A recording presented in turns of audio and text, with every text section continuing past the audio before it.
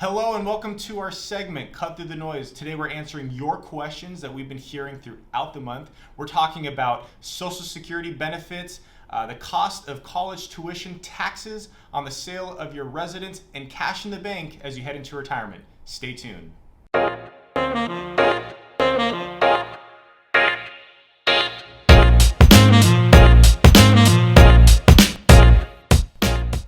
Okay, Anthony, let's dive right on it. The first question we have here is about college tuition. So is college still worth it? It's getting really expensive. Yeah, that hits home. I got a son heading to college. So JP Morgan actually put out a recent study, and it still shows that, college means lower unemployment, on average higher income, and there are those outliers, people that can create their own way. Yeah. But it really seems to still pay off in most cases. So what is your take on it? I mean, is it worth it as you think about your own son heading into college? Yeah, obviously it depends on the person, but overall, yeah, it still makes sense. I think that you have to be creative though. Don't take everything at face value. At least that's my opinion. Mm-hmm. I read a book, Never Pay Retail for College by Beth Walker, and that was really helpful because it's basically like, hey, here's what society's putting out there.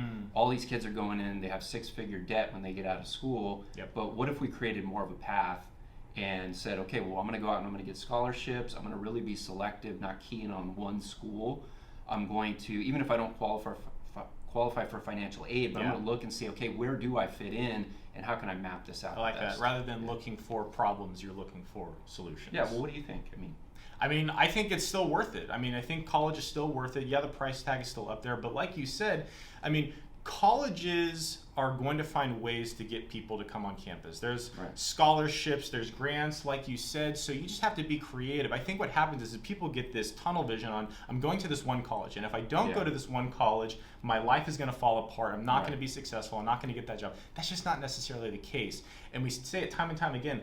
Employers, at the end of the day, yeah, we might look at what school you go to, but what matters the most is your personality in the interview, how you carry yourself, your professionalism, your mannerisms. That can be the most important determining factor of long lifetime success. Yeah, there are a lot of good schools out there. All right, should I take Social Security benefits early, even if I don't need them, and invest the money? Yeah, it's a good question. So I commonly hear this because people go, I want to get Social Security benefits while it's still funded, right? And that's a whole separate discussion. But there's a couple factors to that. One is taxes, right? Up to 85% of your Social Security benefits can be taxable. Now, a lot of people might think, oh, well, for 85% of my benefits to be taxable, I got to be making a lot of money. Yeah, that's low. That's not the case. Right. The threshold is actually very, very low for up to 85% of your Social Security benefits to be taxable. So that's point number one. Number two is if you're still going to be working, right? You're still going to be earning an income, wages. You have to be really careful because what happens is Social Security will then reduce your benefits once you start going over thresholds. So I don't know. It's one of those things where you have to consider taxes, reduction of benefits, and then consider the fact that Social Security, once you delay past your full retirement age, it's almost like a guaranteed 8% bump. It goes up every year. In annual benefits It's significant. It really is a big benefit to wait in a lot of circumstances. Yeah, and again, if you invest it, you might get a better return, but it's also a risk. Right. Absolutely. So next question here. I am retiring, speaking of Social Security, I'm retiring. How much cash should I have in the bank entering into retirement? Yeah, it's a little demoralizing. You see interest rates so low, you open your bank statement and go, I earn pennies, and then inflation we see is higher than that, so we're losing real value on money in the bank. Mm-hmm. Yet we still do believe you should have a cash reserve, especially in a big transition like that going into retirement.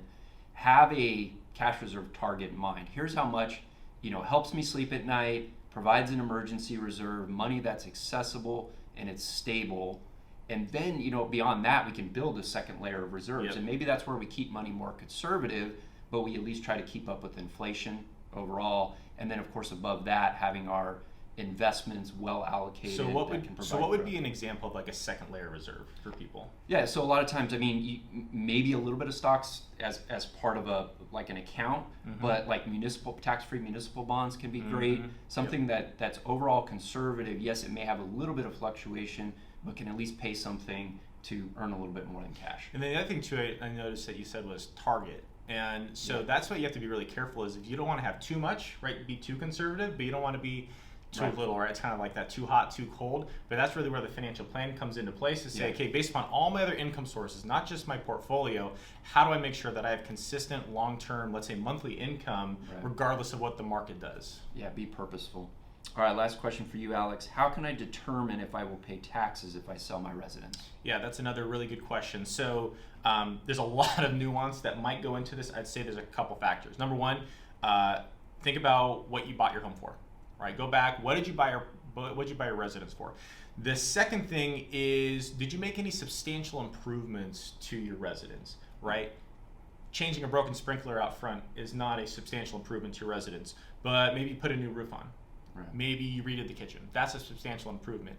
So taking into consideration what you bought the home for, any substantial improvements to the residence, and eventually what you sold it for will give you a good ballpark of if you're going to have any tax due. Yeah, exactly. But there's one other consideration too, especially with home prices rising, is the capital gain exclusion. It can be up to $500,000 for a married couple, $250,000 for a single person.